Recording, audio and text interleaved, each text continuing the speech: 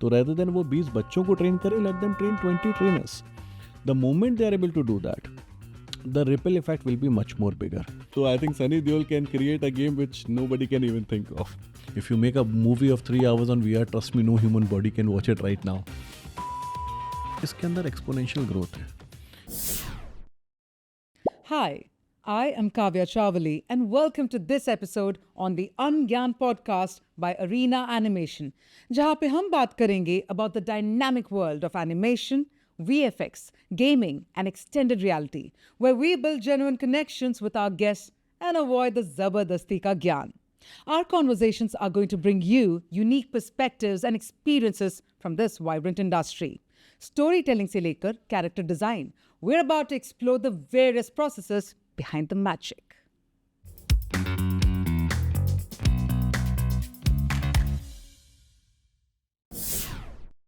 इस एपिसोड में हमारे साथ हैं Mohit Soni, CEO of media and entertainment skills council, जो AVGC इंडस्ट्री के फ्यूचर टैलेंट को बढ़ावा दे रहे हैं.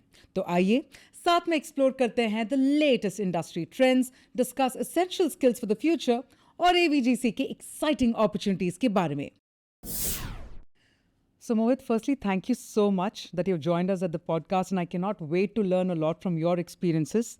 That being said, मेरा पहला जो question ये है कि what really inspired you to join the Media and Entertainment Skills Council? And at the same time, newcomers के लिए ऐसे क्या key experiences important है to make it in this industry? So first of all, thank you, Kavya, for making me come here and speak to you and the audience who's going to be listening to us. जहाँ तक media entertainment skills council की बात है, I would से 25 साल के करीब हो गया मुझे इस इंडस्ट्री में. I started my own studio at the age of 18 years. और तब से जब भी किसी फोरम्स में गया, इवेंट्स में गया, हर बार एक ही चीज़ बोली जाती थी, स्किल गैप. एक स्किल गैप है जिसके अंदर इंडस्ट्री क्या चाहती है ये समझना और उसके हिसाब से कैंडिडेट्स को प्रिपेयर करना. और दूसरा जिसको हम लोग एक स्किल गैप रिपोर्ट कहते हैं, जहाँ पे एक नंबर्स की बात होती है कि आज मान लीजिए 2027 तक हम लोगों को 65 लाख वर्कफोर्स की ज़रूरत है. अब वो नंबर है 65 लाख्स, लेकिन एक्चुअल में ग्राउंड पे ट्रेनिंग कितनी हो रही है या कैंडिडेट्स कितने रेडी हैं उस नंबर को फिल करने के लिए. आई थिंक इसको दो तरीके से देखा गया. तो हमेशा से ये एक ऐसा रुझान था मेरा समझने का कि क्या एक ऐसा प्लेटफॉर्म क्रिएट किया जा सकता है जहाँ पे हम इंडस्ट्री से रिलेटेड कोर्सेज रन कर सकें. दूसरा, हर वक्त बात एम्प्लॉयबिलिटी की हुई इस सेक्टर में, जबकि ये पूरा सेक्टर, पूरी इकनॉमी इसकी गिग के ऊपर टिकी हुई है. तो क्या कैंडिडेट्स को हम लोग इस लेवल पे तैयार कर सकते हैं कि सिर्फ वो एम्प्लॉय ना बने और वो आगे जा कर के अपना खुद का कुछ छोटा बड़ा मीडियम साइज एंटरप्राइज चालू कर सके.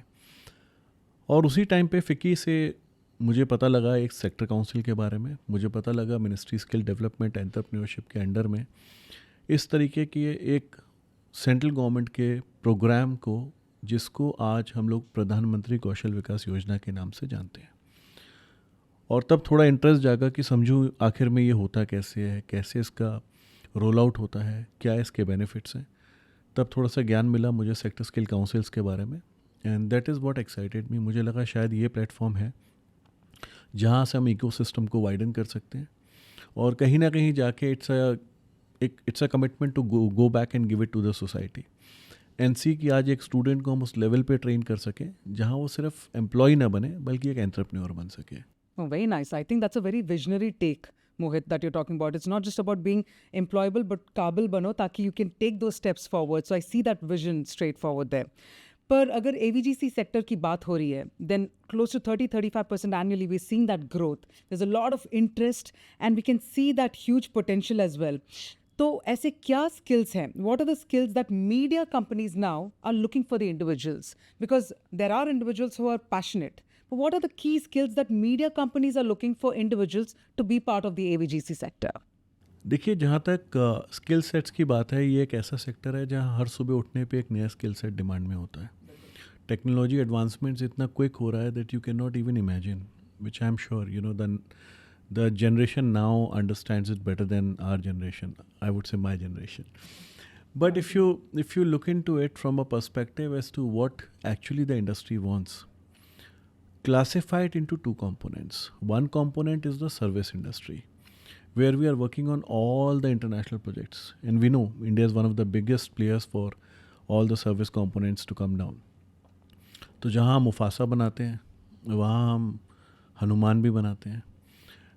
रिक्वायरमेंट डिफरेंट है और हमें ये जानना होगा कि हर कैंडिडेट का ट्रेनिंग और उसका आउटकम भी उसी लेवल पे डिफरेंट होता है. ज़रूरी नहीं है कि हर कैंडिडेट इंटरनेशनल क्वालिटी को जाके डिलीवर करे और ज़रूरी नहीं है कि उसको एक बहुत ही नामी ग्रामी स्टूडियो के अंदर ही जॉब करनी पड़ेगी. अगर एक कैंडिडेट एवरेज भी है तो भी उसके लिए अपॉर्चुनिटीज़ एम्पल हैं. और ये अपने आप में जो 4 हमने सब सेक्टर्स को कंबाइन कर दिया, एनिमेशन, विजुअल इफेक्ट्स, गेमिंग और कॉमिक्स, जिसको हम लोग इंडिया में AVGC कहते हैं और अब बाकी कंट्रीज़ ने भी कहीं ना कहीं उसको फॉलो करना शुरू कर दिया है. ये एक ऐसा सेक्टर है जिसके अंदर एक्सपोनेंशियल ग्रोथ है. इन पर्टिकुलर गेम्स में भी अगर मैं बात करूँगा तो वीडियो गेमिंग की एक बहुत बड़ा सेगमेंट है जो अभी अनटच्ड, अनएक्सप्लोर्ड है. वो मैं इस नज़रिए से बोल रहा हूँ क्योंकि अभी तक हम लोगों ने जो भी काम किया है वो दूसरों के लिए किया है. अब ज़रूरत है कि हम अपनी स्टोरीज़, अपना कल्चर, अपना ट्रेडिशन वर्ल्ड को दिखा सकें. तो अच्छी बात ये रही कि हमने सर्विस इंडस्ट्री में काम करते हुए उस लेवल की क्वालिटी प्रोड्यूस करना सीख लिया है. अब उस लेवल की क्वालिटी को हम इंडियन कंटेंट में कैसे ला सकते हैं और उस क्वालिटी को ग्लोबली कैसे लिया जा सकता है, आई थिंक वो एक बहुत बड़ा डिफरेंशिएटिंग फैक्टर आ जाएगा. I think that will be an interesting trend also to see how we can take that journey forward. सही कहा आपने मोहित. But then in that case, अगर you had mentioned about the quality of the kind of skills, the people that we're looking at, तो talent acquisition की बात हो या फिर employee engagement की बात हो या for that matter the customer base, what are the kind of strengths? ऐसे क्या strengths है जो आप देख रहे हैं with regard to India market and Indians per se? देखिए, इंडियन मार्केट ना हमेशा IT सेंट्रिक बहुत ड्राइव रहा है. हम लोग हमेशा लैंग्वेजेस, प्रोग्रामिंग की बात करते रहे और मीडिया में, एनिमेशन में हम सॉफ्टवेयर्स की बात करते रहे. हमने हर बार ये सोचा कि एक नया सॉफ्टवेयर आ गया, चलिए इसे भी सीख लेते हैं. जबकि मुझे लगता है technology certainly is an enabler. So industry today is actually looking forward for one side, the creative guys to come in, because now we are not merely working for one part of the production pipeline. In fact, the entire production from scratch to complete is happening in India. And I think we need skill sets from every part of the universe right now. So whether it is rigging, whether it is animation, whether it is motion capture, whether it is visual effects, we need skill sets which are going to be really, really required in anyhow. And I think other area which has really grown is that these people are now not just looking at one particular skills, but they're looking at multi-skills. And I think if we are able to train and nurture our upcoming candidates on similar sets of skill lines, the chances of them getting a better livelihood is certainly going to increase. Interesting. I think that's a wonderful anecdote you shared with us, Mohit. In fact, जब take की बात भी हो रही थी, they often say think out of the box or think outside the bots. But I want to ask you something in terms of embracing technology. AI की बात हो रही, we are saying I to AI, right? So augmented, virtual reality, इन सब की बात हो रही है, and these truly help in attracting the audiences because ये सब एक यूनिक एक्सपीरियंस प्रोवाइड करते हैं. Where do you think are we headed with AI, with AR VR? देखिए, टेक्नोलॉजी जैसे मैंने कहा हर रोज़ चेंज होती है. हम लोगों ने नोकिया का ब्लैक एंड वाइट फ़ोन भी यूज़ किया है और एंड्रॉयड भी यूज़ किया है. आज चाहे वर्चुअल प्रोडक्शन की बात करें, चाहे वर्चुअल रियलिटी की बात करें, ऑगमेंटेड की बात करें, AI की बात करें, ये सब टर्म्स आएंगे जाएंगे.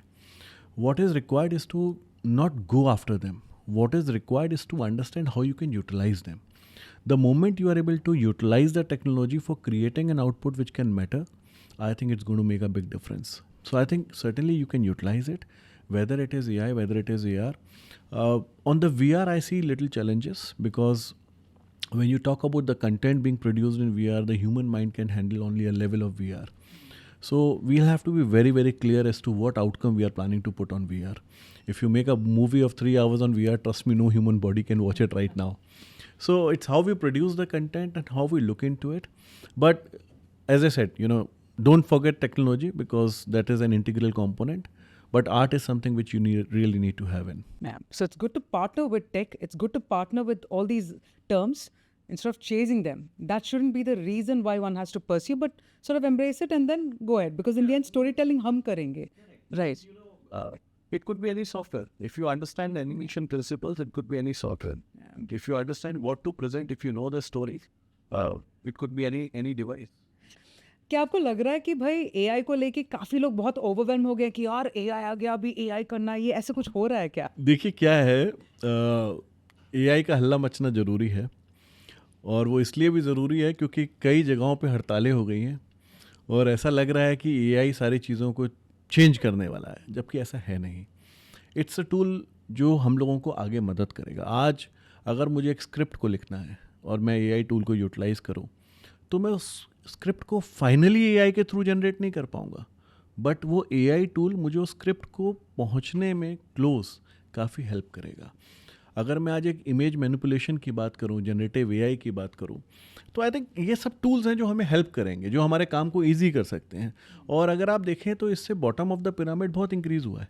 जो डिज़ाइनर्स आज जनरेटिव एआई पे इमेजेस को जनरेट करके 5 मिनट्स में एक हैंडआउट या एक ब्रोशर बना देते हैं, वो ब्रोशर या वो हैंडआउट बनाने में कई बार उनको 2 घंटे 3 घंटे भी लग जाते थे। तो अगर आप देखिए तो मार्केट साइज़ बहुत इंक्रीज़ होगा। और अगर हम लोग उसको उस तरीके से देखें, उस लिहाज से देखें, जैसा मैंने बोला कि टेक्नोलॉजी को अगर आप उस लिहाज से देखिए कि आप यूज़ कैसे कर सकते हैं, तो आपके लिए वो चीज़ ज़रूरत से ज़्यादा अच्छी रहेगी। जैसे आप कह रहे हैं ना, चार्ल्स डार्विन का थियोरी है सर्वाइवल ऑफ द फिटेस्ट, लेकिन अभी एआई का थियोरी है सर्वाइवल ऑफ द फास्टेस्ट। तो वो हो रहा है कि भाई जल्दी से काम जो है वो निपटा जा रहा है, the outcome also is being delivered faster. Beautiful. लेकिन मुझे लगता है इसके अंदर सबसे ज़्यादा ज़रूरी ये है कि ये पता होना कि हम चाहते क्या है उस टूल के हैंड्स। अगर हमें यही नहीं पता कि हमारा क्वेश्चन क्या है तो वो आंसर सही नहीं देगा। बिल्कुल। सो आई थिंक वो जानना ज़रूरी है, और उसके लिए हम लोगों को पता होना चाहिए कि एट द एंड आउटकम को प्रोड्यूस किससे देगा। You know, there's a saying कि to get the right answers, one needs to ask the right questions. इसी के साथ मेरा अगला question, and I hope it's right on point, क्योंकि एवीजी सेक्टर जो है इसके बारे में बात करें तो इसका ग्रोथ भी अगर देखा जाए ना, it has probably happen because काफ़ी काम जो है वो आउटसोर्स किया गया था। तो what could be the primary reasons कि कंपनीज जो है they are outsourcing AVGC work to India? ऐसे प्राइमरी रीजंस क्या होंगे? देखिए, इंडिया शुरुआत से एक ऐसा कंट्री रहा है जिसमें आर्ट, कल्चर, म्यूज़िक, हमारी हर हिंदी मूवी में 5 गाने तो होना ज़रूरी है, अदरवाइज़ उसके बिना तो मूवी कंप्लीट हो नहीं सकती है। फिर एक्शन भी चाहिए, मसाला भी चाहिए उसके अंदर। तो I think we are creative by nature, and बचपन से लेके आज तक अगर हमसे पूछा जाए कि 10 बहाने बताओ कोई काम क्यों नहीं करना है, तो हम 20 बता सकते हैं। तो one side is certainly we are very good story tellers, we are very big dreamers. The other side is we are very hardworking, and India as a diversified country, if you look into it, every region has a very strong culture. अगर आज मैं music की बात करूं तो मेरे दिमाग में पंजाब और नॉर्थ ईस्ट आएगा। अगर मैं टेक्नोलॉजी की बात करूं तो मेरे दिमाग में सबसे पहले साउथ आएगा। अगर मैं किसी तरीके से सेल्स, मार्केटिंग, बिजनेस डेवलपमेंट की बात करूं तो मेरे दिमाग में वेस्ट आएगा। और अगर मैं बहुत हार्ड वर्किंग लोगों की बात करूं तो मेरे दिमाग में नॉर्थ आएगा। अगर आप देखेंगे तो हर एक कंट्री के अंदर आपको हर तरीके का इंग्रेडिएंट मिल जाएगा। जैसे आज हर तरीके की सॉइल हमारी कंट्री में है, हमारे यहाँ पे हर तरीके के आर्टिस्ट हैं, और मुझे लगता है ये एक बहुत बड़ा रीज़न रहा है इंटरनेशनल मार्केट के अंदर हम लोगों का प्रोजेक्शन होना। दूसरा मुझे लगता है सर्टेनली जो मैं कहूँगा कि पेपर के ऊपर बहुत अच्छा लगता है सुनने में, और वाकई में है भी, इसकी we are largest population for English speaking. तो आज अगर चाइना से कंपेयर करें या कोरिया से कंपेयर करें या किसी और कंट्री से हम कंपेयर करें तो हमारे यहाँ पे इंग्लिश ज़्यादा अच्छे से लोग बोल पाते हैं, ज़्यादा अच्छे से हम लोग पोजीशन कर पाते हैं, और certainly we don't hop in jobs that fast. तो मुझे लगता है ये कहीं ना कहीं एक बहुत बड़ा हमारे लिए प्लस पॉइंट रहा है सर्विस कंपोनेंट को इंडिया लाने का, बड़े बड़े स्टूडियोज़ को यहाँ लाने का। और अगर आप पिछले 2 साल 2.5 साल में देखें तो ऑनरेबल प्राइम मिनिस्टर का जो विज़न रहा है एवीजीसी को लेकर के, एवीजीसी टास्क फोर्स का गठन हुआ, उसके अंदर पॉलिसी बनी। आज हर स्टेट एवीजीसी पॉलिसी बना रहा है, 17 में से 4 स्टेट्स ऑलरेडी बना चुके हैं।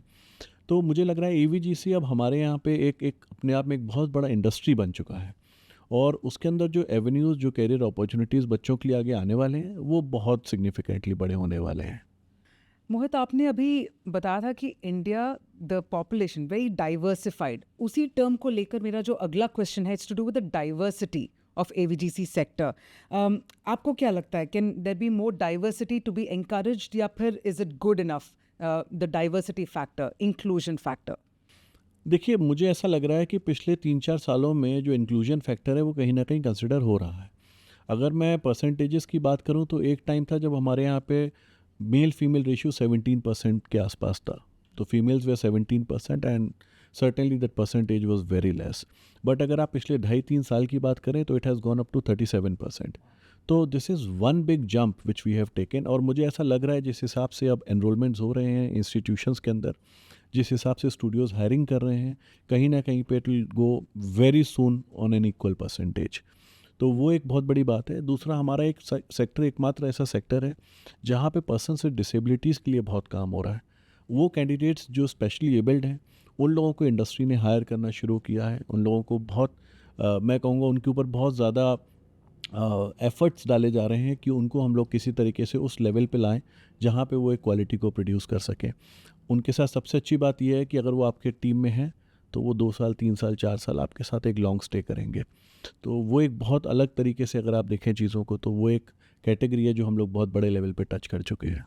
मोहित, ये काफ़ी प्रेरणादायक है because to see that kind of change happening, ऐसे जो initiatives the industry is taking, I think it's very inspiring. देखा जाए तो students, there is an active interest. पहले तो काफ़ी कन्वेंशनल करियर चॉइसेस थे, लेकिन अभी जो स्टूडेंट्स हैं, अभी जो population, the young generation that's coming up, they are looking at AVGC very differently. तो इसी को लेकर एजुकेशन इंस्टीट्यूशंस जो है, how do you think they can better prepare the students for the AVGC sector? देखिए, पहली चीज़ जो मुझे गलत लगती है वो ये है कि जब भी हम लोग कभी मीडिया एंटरटेनमेंट इंडस्ट्री की बात करते हैं तो हम ही लोग उस इंडस्ट्री को गलत बोल देते हैं, ये बोल के कि भाई ये तो बैक बेंचर्स के लिए था, ये उन लोगों के लिए था जो कहीं कुछ नहीं कर पाए। जबकि मेरे को एक होर्डिंग आज भी याद है जो मैंने इंदौर में देखा था, जहाँ पे लिखा हुआ था कि 12वीं पास निराश ना हो, एनिमेशन कोर्स ज्वाइन करें। और अब वहाँ पे लिखा हुआ था कि टॉपर्स निराश ना हो और एनिमेशन कोर्स ज्वाइन करें। तो आई थिंक एक बहुत बड़ा डिफरेंस आया है, जहाँ पे हम ये सोचते थे कि जो कभी कुछ नहीं कर पाया वो यहाँ आता है। इस इंडस्ट्री ने अपने आप में एक बहुत बड़ा रोल क्रिएट किया है, बहुत डाइवर्सिफाइड कैरियर अपॉर्चुनिटीज़ ओपन की हैं। और स्कूलिंग सिस्टम के अंदर क्योंकि अब उसको हम लोग अच्छे तरीके से इंटीग्रेट कर पाए हैं, तो कैंडिडेट्स को एक अर्ली स्टेज पे हम कैप्चर कर पाते हैं। वहाँ से उसके क्रिएटिविटी, उसके एबिलिटीज़, उसके एप्टीट्यूड के बारे में हम लोग एक डेवलपमेंट कर सकते हैं। और वो एक एरिया है जिसके कारण अगर आप देखेंगे तो आने वाले 3 साल, 4 साल में आपको एक बहुत बड़ा फनल ग्राउंड से मिलेगा, जिसको कैटर करने के लिए हायर एजुकेशन सिस्टम या वोकेशनल ट्रेनिंग सिस्टम अभी शायद प्रिपेयर्ड नहीं है। तो मे बी एक multiplier effect to create an infrastructure which can actually take these guys in is required, जो मुझे दिख रहा है आने वाले 3-4 साल में। तो एक तरफ है एजुकेशनल इंस्टीट्यूशंस, स्टूडेंट्स, और एक तरफ है गवर्नमेंट का सपोर्ट भी। पर देखा जाए कि AVGC सेक्टर की बात जो हो रही है, I would now like to touch upon कोई चैलेंजेस हो, if there are any challenges, and if so how is the government also helping? क्योंकि कई इनिशिएटिव्स लिए जा रहे हैं across the states, multiple initiatives लिए जा रहे हैं। So any challenges that you see in the AVGC sector, and what is the government doing to combat? देखिए, सबसे बड़ा चैलेंज जो मुझे लगता है सेक्टर के अंदर, वो एक तरफ तो राइट कैंडिडेट को राइट प्रोग्राम सजेस्ट करना।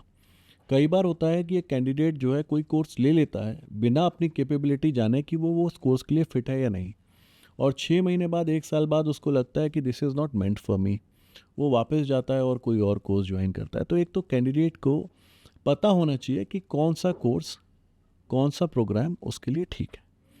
उसके लिए गवर्नमेंट की तरफ से काउंसिल ने MeCAT, media entertainment creative aptitude test को क्रिएट किया, जहाँ पे कैंडिडेट पहले से अपना रुझान, अपनी एप्टीट्यूड, अपनी क्रिएटिविटी, अपने पैशन को जान सकेगा। वो उसके लिए एक जरिया हो सकता है, एक बेस प्लेटफॉर्म हो सकता है ये समझने के लिए कि मुझे आगे जाके इस इंडस्ट्री में कोर्स लेना क्या है। दूसरी तरफ अगर मैं बात करता हूँ तो जो सबसे बड़ा चैलेंज है वो है ट्रेनर्स। आज हमारे पास में अगर हम लोग 10,000 इंस्टीट्यूशंस भी खोल दें तो ट्रेनर्स नहीं हैं। ट्रेनर्स से मेरा मतलब ये नहीं है कि हमारे पास में टीचर्स नहीं है, हमारे पास में स्टाफ नहीं है। मेरा मतलब है ट्रेनर्स से वो लोग जो इंडस्ट्री के साथ कनेक्टेड हैं, जिन्हें वाकई में पता है कि हमें पढ़ाना क्या है। करिकुलम रिवीजन कभी भी हो सकता है, इंफ्रास्ट्रक्चर कभी भी डेवलप हो सकता है, लेकिन एक ट्रेनर को अगर हम तैयार नहीं कर पाए तो हम लोगों की हुई सारी मेहनत जो ग्राउंड पे सेक्टर को ग्रो करने की है वो फेल हो जाएगी। अभी क्या हो गया है कि हर स्टूडियो अपने आप में एक छोटा छोटा ट्रेनिंग डिपार्टमेंट डाल के बैठ गया है, जिसे वो लोग फिनिशिंग स्कूल का नाम देते हैं। देखिए, वो फिनिशिंग स्कूल को एक मास इफेक्ट में अगर आना है तो उन लोगों को उस छोटे से ट्रेनिंग सेटअप से बाहर आना होगा, उन लोगों को ट्रेन द ट्रेनर प्रोग्राम करना होगा। तो रेदर देन वो 20 बच्चों को ट्रेन करें, let them train 20 trainers. The moment they are able to do that, the ripple effect will be much more bigger.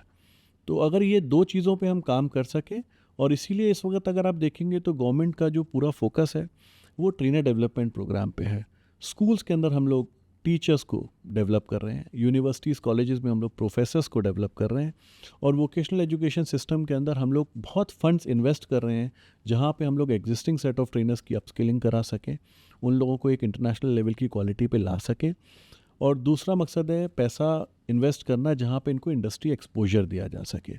तो वेस्टर्न कंट्रीज़ में अगर आप देखेंगे तो trainer exchange program, industry connect programs बहुत स्ट्रांगली हैं, वो यहाँ पे लाने की ज़रूरत है और उसको ट्रेनिंग इकोसिस्टम में किसी तरीके से इनकॉर्पोरेट करना पड़ेगा। So यहाँ पे government can actually play a very active role to sort of create this change, to create this. So government can support in terms of fund, government can support in terms of policy framework, but करना तो हमको ही पड़ेगा। वो तो है। So I think this is one area which I feel if we are able to work upon, improvise upon, it will make a big difference. Okay, तो media industry के future की बात हो रही है यहाँ पे Mohit. What are the important emerging skills to take this forward? देखिए, इमर्जिंग स्किल में सबसे पहले है पर्सनालिटी डेवलपमेंट, फिर है टीम वर्क, और तीसरा है कॉन्फिडेंस लेवल। अगर ये तीन इंटीग्रेट कर दिए जाएं, साथ साथ में थोड़ा सा ज्ञान ज़ीरो बजट मार्केटिंग पे दे दिया जाए, आईपी क्रिएशन पे दे दिया जाए, कॉपीराइट पे दे दिया जाए, तो एक डिफरेंट जनरी प्रोड्यूस कर देंगे हम लोग। आर्टिस्ट हम हैं, टेक्नोलॉजी हम जानते हैं, क्रिएटिविटी हम लोगों के अंदर ब्लड में है, कहीं ना कहीं थोड़ा सा मिस हो जाते हैं। आप बोले वो जो थोड़ा सा एफर्ट होता है just to complete that mile. और आई थिंक हम एक ऐसा जनरेशन प्रोड्यूस कर देंगे जो रोज़ सुबह से शाम तक बैठ के सिर्फ स्टूडियोज़ खोल रहा होगा। एक डिफरेंट लीग पे चले जाएंगे हम, और तब मज़ा आएगा इस गेम को अलग एंगल से खेलने का। तब भी हम सर्विस इंडस्ट्री में काम करेंगे, लेकिन तब हम सर्विसेज एक्सपोर्ट करेंगे, इंपोर्ट नहीं करेंगे।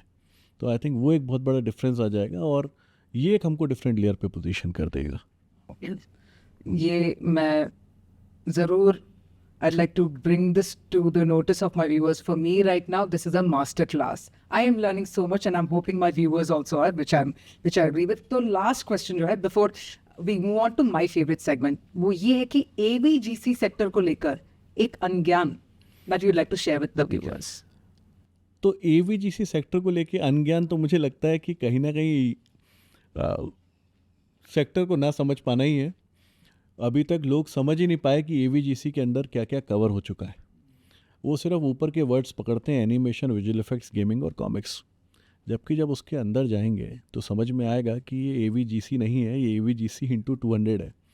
और आई थिंक वहाँ पे पता लगेगा कि कैरियर अपॉर्चुनिटीज़ वाकई में क्या हैं। और स्कूल एज में जाके जब हम प्रेजेंटेशन देंगे तो जो प्रेजेंटेशन दे रहा होगा पहले उसको भी समझना होगा कि वो मल्टीप्लायर इफेक्ट 200 से कैसे आ सकता है। उसे कहते हैं जॉब रोल। अगर जॉब रोल की नॉलेज नहीं है तो सेक्टर के बारे में कभी पकड़ नहीं कर पाएंगे। तो मोहित, डाइवर्सिटी की बात हो रही थी with regard to people, but now let's bring diversity with regard to AVGC sector itself, क्योंकि स्कोप इतना ज़्यादा है। आप बता भी रहे थे कि it's like a multiplier effect. So if you can tell us a little more. एक हॉस्पिटल में गया, वहाँ पे देखा कि एक पेशेंट है, उनको एक फुटबॉल दी गई कि आप इसको पकड़ें। काफ़ी कोशिश की, होल्ड नहीं कर पा रहे थे। उनके हाथ में VR के 2 रिमोट्स या स्टिक्स के लीजिए, वो पकड़ाए गए और वो एक गेम खेल रहे थे, how to dress up for an office. Shirt pull करना है, टाई पुल करना है। 1 घंटे के बाद मैंने एक मैजिक देखा, वो बॉल उनको दोबारा दी गई और उस बॉल को आराम से उन्होंने होल्ड कर लिया, क्योंकि मूवमेंट जो था वो माइंड से वो लोग वहाँ पे कवर कर पाए। सिमिलरली पुणे में एक इंस्टीट्यूट में गया, वहाँ पे मैंने देखा ऑटोमोबाइल डिज़ाइन लोगों को सिखाया जा रहा है। वो एक बहुत बड़ा थर्माकोल का डिज़ाइन क्रिएट कर रहे थे मर्सिडीज़ के लिए। दूसरी तरफ गया तो देखा वो मर्सिडीज़ का डिज़ाइन जो है 3D में क्रिएट हो रहा था। आई थिंक अभी टाइम आ गया है हम लोगों को ना animation, visual effect, gaming, comics को ना उस कंपोनेंट से निकालना होगा जहाँ हमें लगे हम सिर्फ फिल्म्स बना सकते हैं, जहाँ हमें लगे हम सिर्फ एक एनिमेशन का एक सिंड्रोम क्रिएट कर सकते हैं। ये सेक्टर ऐसा सेक्टर है जो हर सेक्टर को कहीं ना कहीं पे कट थ्रू कर रहा है, चाहे वो मेडिकल साइंस हो, चाहे वो आर्किटेक्चर हो, चाहे वो आज की तारीख में क्लाइमेट कंट्रोल हो, चाहे वो क्रिकेट मैच हो, चाहे वो कोई भी मूवी हो। बच्चों को सोचना पड़ेगा कि मुझे सिर्फ एक फ़िल्म नहीं बनानी एनिमेशन में, मुझे ये देखना है कि क्या मैं एक एजुकेशनल कंटेंट में भी एनिमेशन डाल सकता हूँ। क्या मैं एक आज की तारीख में ऑटोमोबाइल डिज़ाइन इंडस्ट्री में जा कर के क्या मैं उस डिज़ाइन को यूटिलाइज़ करके एक ऐसा क्रिएटिव डेवलप कर सकता हूँ, एक ऐसा मॉडल डेवलप कर सकता हूँ जो वर्ल्ड में जाके प्रचार हो सके। इस इंडस्ट्री को अब दूसरे तरीके से देखने की ज़रूरत है, क्योंकि इसके बिना कोई और इंडस्ट्री है नहीं। और यही कंपोनेंट है जहाँ पे अब आज हम लोगों को सोचना पड़ेगा कि ऐसा क्या है जो इस इंडस्ट्री के अंदर हम कैप्चर नहीं कर सकते। आई थिंक द मोमेंट ये चीज़ बच्चों को सिखाई जाए, उनको ये बताया जाए कि सिर्फ फिल्म बनाने के बारे में मत सोचो, अपने आप को डाइवर्सिफाइड अटेंशन में देखो। तो आज अगर हम लोग एक ऑब्जेक्ट मॉडलिंग की भी बात करेंगे, एक इंटीरियर डिज़ाइनिंग की भी बात करेंगे, किसी भी चीज़ की आप बात करेंगे, वहाँ पे इस इंडस्ट्री का एक बहुत बड़ा कंपोनेंट है जो बिल्ड हो रहा है। सो आई थिंक वो एक एरिया है जहाँ पे मुझे लगता है शायद हम लोग इन्फॉर्मेशन देने में, नॉलेज बेस क्रिएट करने में मात खा रहे हैं। ये जो स्टोरीज आपने बताई Mohit, this is so important, क्योंकि इससे पता चल रहा है कि एवीजीसी सेक्टर सिर्फ एंटरटेनमेंट ही नहीं, but it's also information, it's also the impact जो है वो अक्रॉस सेक्टर्स है। And I think I can listen to you whole day Mohit, because आपके पास बहुत अच्छे स्टोरीज है बोलने के लिए, so I can listen to you the entire day. पर इसी के साथ now I will come to my favourite segment, और इसे हम बुलाते हैं अनज्ञान शॉट्स। यहाँ पे मैं थोड़े जो शॉट्स हैं मैं आप पे थ्रो करने वाली हूँ, we love to hear it rapidly from you. तो मेरा जो पहला क्वेश्चन वो ये है कि ऐसा एक क्या ज्ञान है या एक अनसॉलिसिटेड एडवाइस जो आपको मिला होगा फ्रॉम द इंडस्ट्री? देखिए, मुझे जो ज्ञान मिला वो यही मिला है कि ट्रेनिंग पे ध्यान दीजिए।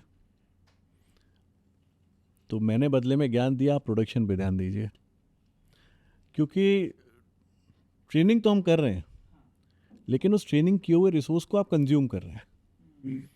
और अगर आप प्रोडक्शन पे ध्यान देंगे और इंडियन कंटेंट बनाएंगे तो हम आपको और ज़्यादा लोग सप्लाई करेंगे।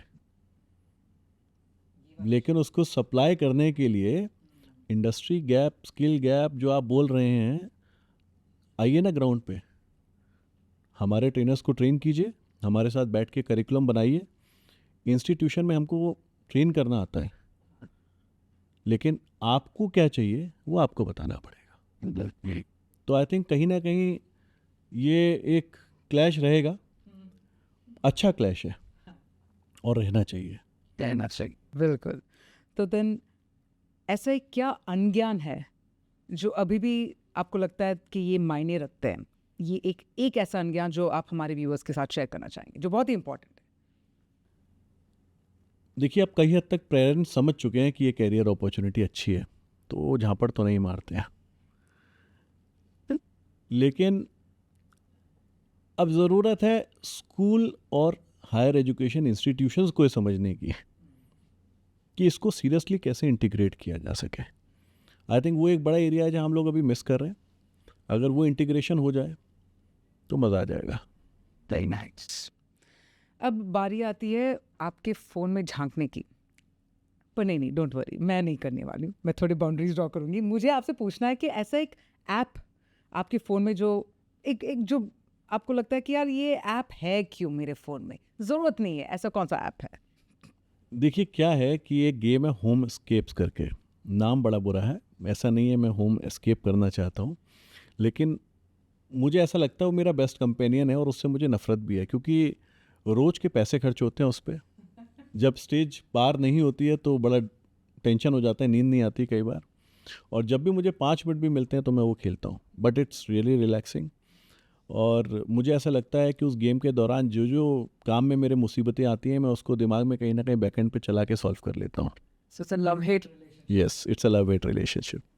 Okay, now when we talk about animation, अगर इसकी बात भी हो जाए, even if we look at superheroes, it's thanks to the AVGC that we got introduced to our favorite superheroes. तो अगर आपको एक सुपर पावर मिले to change the industry, वो कौन सा सुपर पावर होगा?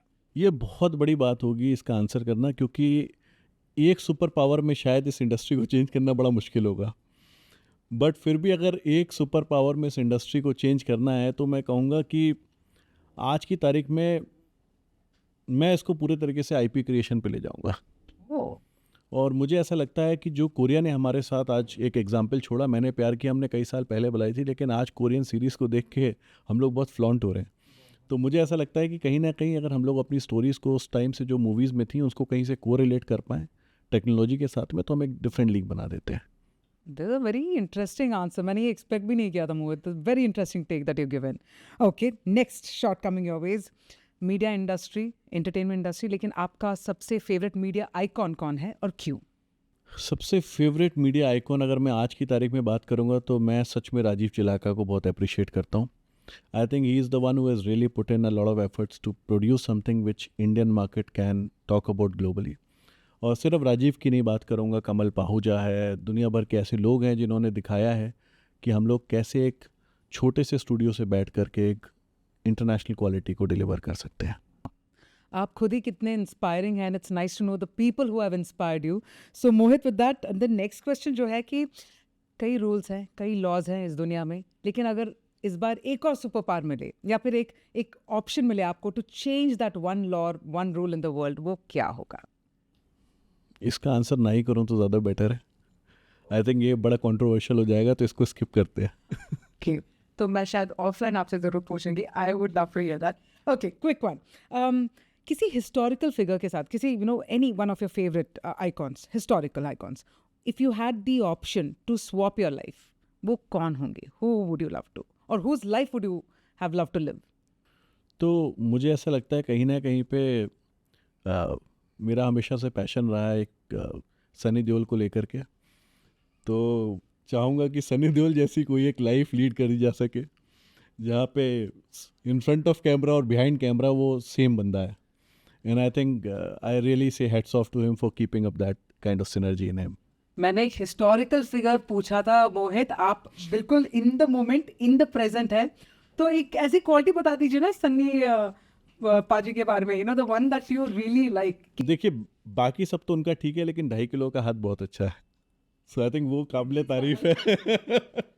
वो काबिले तारीफ है, और वो अगर उसको हम लोग गेमिंग में ले आए तो I think Sunny Deol can create a game which nobody can even think of.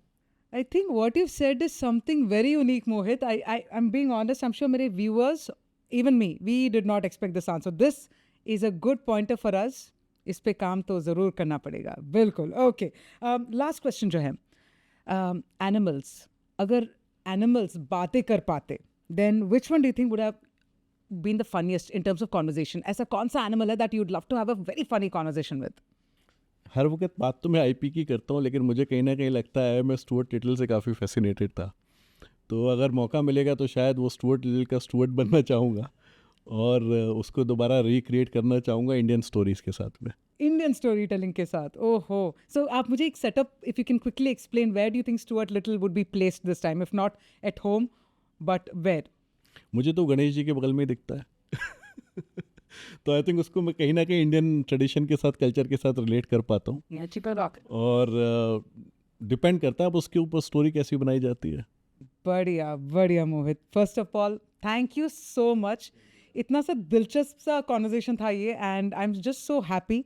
एक तो बहुत सीखने को मिला मुझे, at the same time I am having so much fun, और इतना आउट ऑफ द बॉक्स आपकी जो सोच है, I am really intrigued. Thank you so much for joining us. For having me, wonderful. या, थैंक्स अ लॉट.